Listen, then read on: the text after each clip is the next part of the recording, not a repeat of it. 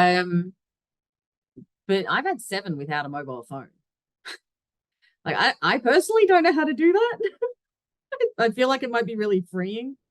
But somebody else that does all the admin, does the paying of the bills and things. But there are people that don't have mobile phones still, and that's okay. That's perfectly fine. That's their personal choice. But when they come to work and the workplace has decided it's going to go a bit more digital, it's going to get technology, it's going to throw tablets in the hands of the workforce, those people have a much bigger battle. So I've got a few illiterate humans over the time, and being able to teach them how the digital conquers your language literacy and numeracy stuff is the biggest joy, because they do come in the room like grumpy smurf. Like they are not happy. I don't want to be here. I don't want to learn this. Why do I have to learn? I'm never going to be able to learn this. I hate this. If I just stay quiet long enough, maybe it'll kick it to the bottom drawer and it'll all just blow over.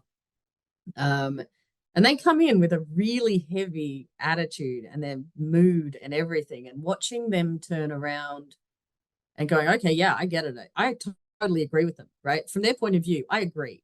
The empathy has to be there. That yeah, for them, this sucks.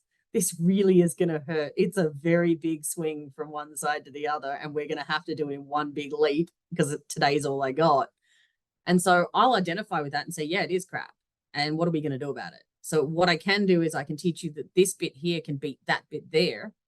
And so that bit's easier, smarter, faster. And last time I checked, the way you would have grown up and the way I grew up is that you use the right tool for the job, right? And you measure twice, cut once. So I only want to do it once, and I want it to happen 3 other places for me. I want this thing to work for me, not me work for it.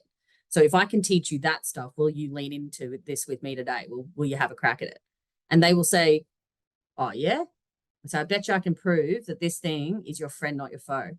Oh, yeah, righto.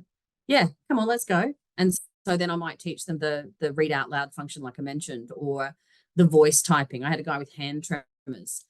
So he was brilliant at what he did for a living every day, but trying to type on a keyboard, on a digital keyboard, which is just a flat screen, he had no chance. And I taught him to swipe type, right? So the first finger goes down on the letter and then you move over the other letters. So your finger is planted, the shaking isn't a thing. And he was super excited. So most of the time, the wins I get are personal, and the watching the shift from I don't want to be here, I hate this thing, to oh man, thanks so much. I had no idea. Thanks so much. And then these guys are the ones that come back to me. Now they are the hardest to train. They are the slowest to learn. I'm not going to lie, but they are my best users because they believe in a process and sticking to a process. So they kind of stick the landing better than anybody else because they go, okay, it's this, then this, then this, then this, then this. Got it. So repetitive muscle memory, they get excited and curious. And it's like a guy, going into the supermarket at 80 going, I just found alphabet spaghetti. They'll come back and they'll be like, hey, I just found this thing. Did you know it can do the thing? And I'm like, that's amazing. Of course, I knew it could do the thing, but I'm going to share in their joy.